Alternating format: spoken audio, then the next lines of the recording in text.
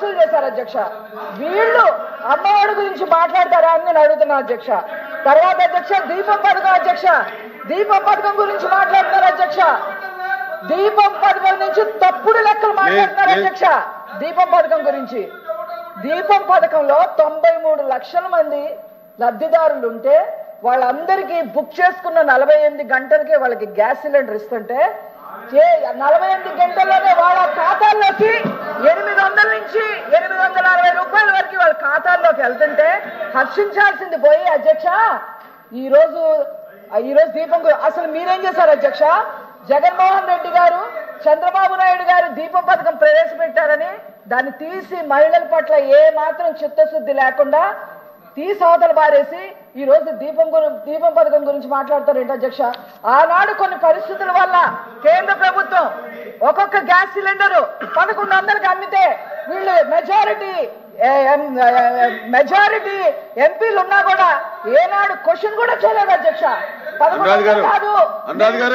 ఏనాడు క్వశ్చన్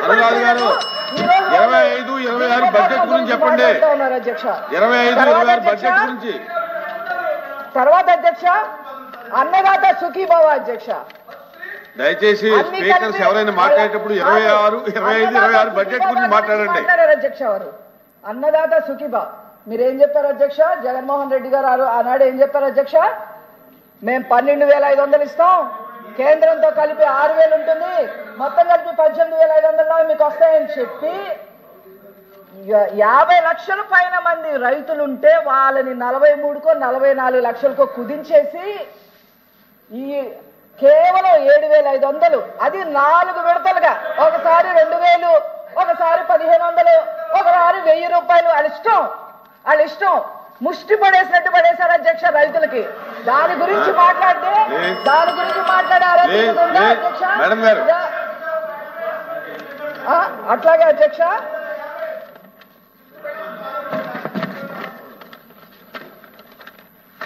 అట్లా ఈ రకంగా చేసి ఉచిత బస్సు గురించి మాట్లాడతారు అధ్యక్ష.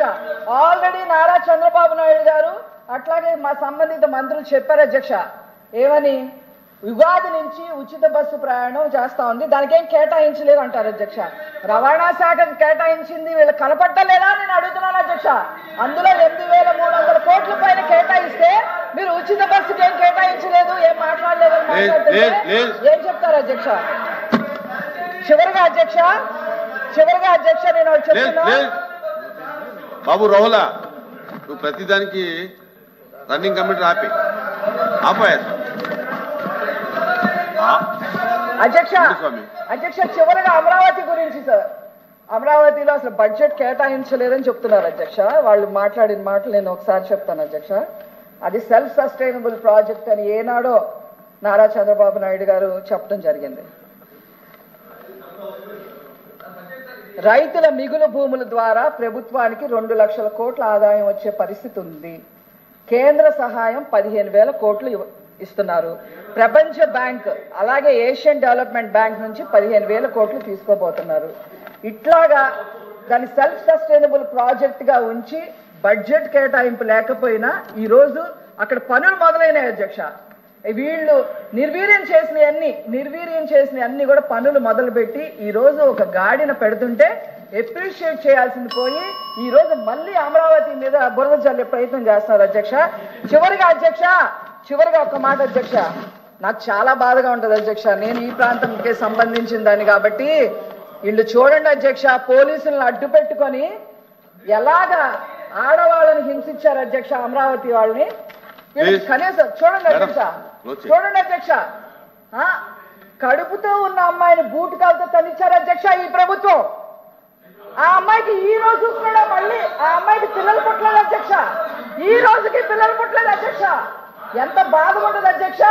ఏదో రాజకీయంగా మాట్లాడాలి కాబట్టి మాట్లాడుతున్నారు కానీ అసలు ఆడవాళ్ళ మీద మీకు ఏం చిన్న అధ్యక్ష. బూటు కాలుతో తనిచ్చారు మీరు. మీకు ఈ రోజు ఉచిత బస్సు ఉందా లేదా, దీపం పథకం ఏం చేశారు అని ఇవన్నీ అడగడానికి అసలు అర్హత ఉందా అని అడుగుతున్నారు అధ్యక్ష. కాబట్టి ఈ బడ్జెట్ సర్వైవల్ బడ్జెట్ అధ్యక్ష, ఇది ఆర్థిక అరాచకాన్ని సృష్టిస్తే జగన్మోహన్ రెడ్డి గారు ఈ రోజు తీసుకొచ్చి వెంటిలేటర్ మీద పెట్టి నిదానంగా ఒక్కొక్కటిగా చేసి ఎంత ఏంటి అధ్యక్ష నారా చంద్రబాబు నాయుడు గారు ఒక్కొక్క శాఖని సరిదిద్దడానికి ఒక్కొక్క శాఖ మీటింగ్ పెడితే 5 గంటలు పడుతుంది అధ్యక్ష. 5 గంటలు పడుతుంది ఈయన చేసిన అరాచకానికి. అవన్నీ తెలుసుకొని మీరు మాట్లాడాలని చెప్పి సందర్భంగా తెలియజేస్తూ ఈ బడ్జెట్ ని ఆమోదించాలి, హర్షధ్వానాలు వాళ్ళు ప్రకటించాలని చెప్పి సందర్భంగా చెప్తూ నేను సెలవు తీసుకుంటున్నా అధ్యక్ష. Thank you. మొండుతోక అరుణ్ కుమార్ గారు.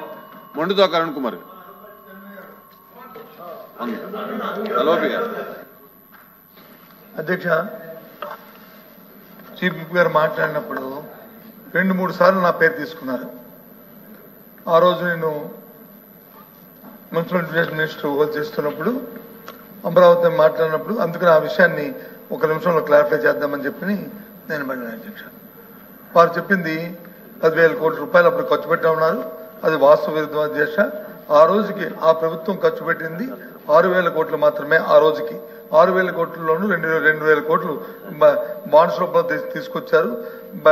బడ్జెట్ నుంచి ఖర్చు పెట్టింది ప్రభుత్వం ఖర్చు పెట్టింది 2,000 కోట్లు, 2,000 కోట్లు ఇంకా అప్పుతో తెచ్చారు. అది పక్కన పెడితే అధ్యక్ష 3 రాజధానులు పన్నులు తొలగిస్తాను. 3 రాజధానులు అనేది మా ప్రభుత్వ విధానం అధ్యక్ష. ఆ రోజు మా పార్టీ విధానం, మా ప్రభుత్వ విధానం 3 రాజధానులు. అలాగే అమరావతిలో ఉన్న ఈ ప్రాంతాన్ని కూడా ఇక్కడ శాసన రాజధాని పెట్టి అభివృద్ధి చేయాలనేది మా పార్టీ విధానం అధ్యక్ష. దాంట్లో ఏ విధమైన డిస్ప్యూట్ లేదు, ఏ విధమైన అభిప్రాయ భేదం లేదు. ఆ ప్రకారం ఆ రోజు చేశాం అధ్యక్ష. ఆ రోజు చెప్పిన తర్వాత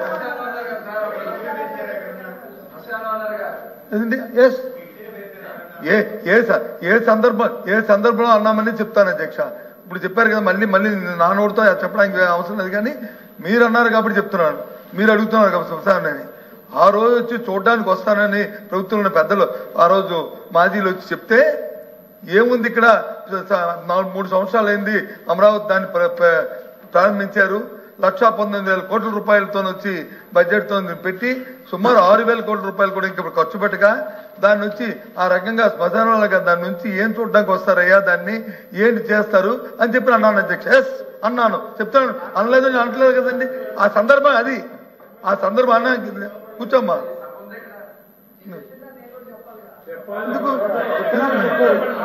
మీరు చెప్పింది మీరు నా పేరు ఎత్తపోతే నేను చెప్పేవాడిని కాదు. నేను అసలు కూర్చొని నాకు సంబంధం లేని విషయం నేను ఎందుకు చెప్తాను?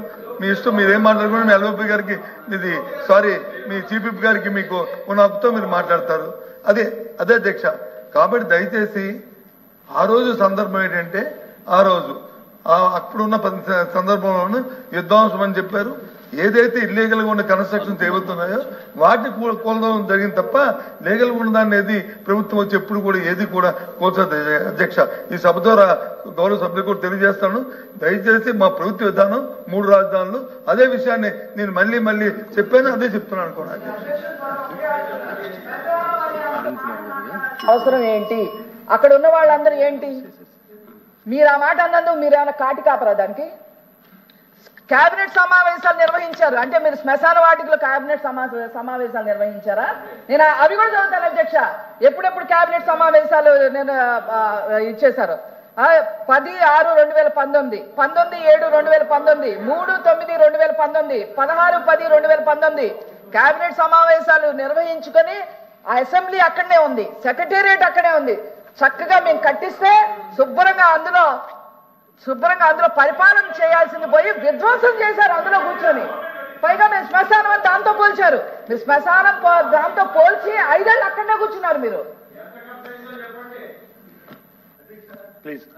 విషయం ఏంటంటే మీరు పెట్టిన ప్రతి బిల్డింగ్ కూడా అది తాత్కాలికం అని చెప్పిన మాట మర్చిపోయినట్టుకున్నారు. తాత్కాలికంగా ఒక అద్దెని తీసుకుని లేకపోతే ఒక టెంపరీ కన్స్ట్రక్షన్ వేసి అందులో చేసుకుని ఆ కార్యక్రమాలు వచ్చి పెద్దగా గొప్పగా చెప్పుకుంటే అధ్యక్ష. అది అదే ఏ రకంగా అధ్యక్ష? ఈ రోజు ఇక్కడ ఉన్న ఇక్కడ హౌస్ ఇది పర్మనెంట్ కాదు కదా అధ్యక్ష? మీ ఉద్దేశంలోను ఇది టెంపరీ కదా అధ్యక్ష? ఈ టెంపరీ దానికి ఎంత ఖర్చు పెట్టాము అధ్యక్ష? స్క్వేర్ ఫుట్ గా ఆ రోజు 10,500 రూపాయలు ఖర్చు పెట్టాము అధ్యక్ష. 10,500 రూపాయలు ఆ రోజు ఖర్చు అయింది. మీ లెక్కల్లో చూసుకోండి, మీ దగ్గర రికార్డు. నేను ఏం చెప్తాను, మా అబద్ధం కాదు. అయినప్పుడు కూడా దాని గురించి మాట్లాడలే, నేను దాని గురించి మాట్లాడలే. మీరు స్పష్టమైన మాటకి నేను చెప్పాను. ఏది ఆ రోజున్న సందర్భం ఏంటంటే మీరు వచ్చి చూడడానికి వస్తుంటే ఏం చూస్తారా, ఇక్కడ ఏం లేదు, ఇక అధికారం ఉన్నప్పుడు వచ్చి కట్టలేదు, 3 సంవత్సరాలు వృధా చేశారు, 6,000 కోట్లు మాత్రమే ఖర్చు పెట్టారు 1,19,000 కోట్లకిను. కాబట్టి ఈ సందర్భంలో ఏం చేస్తారని అనే మాట మాత్రం చెప్పిన మాట వాస్తవం. దానికి ఇప్పటికే కట్టుబడి ఉన్నాను.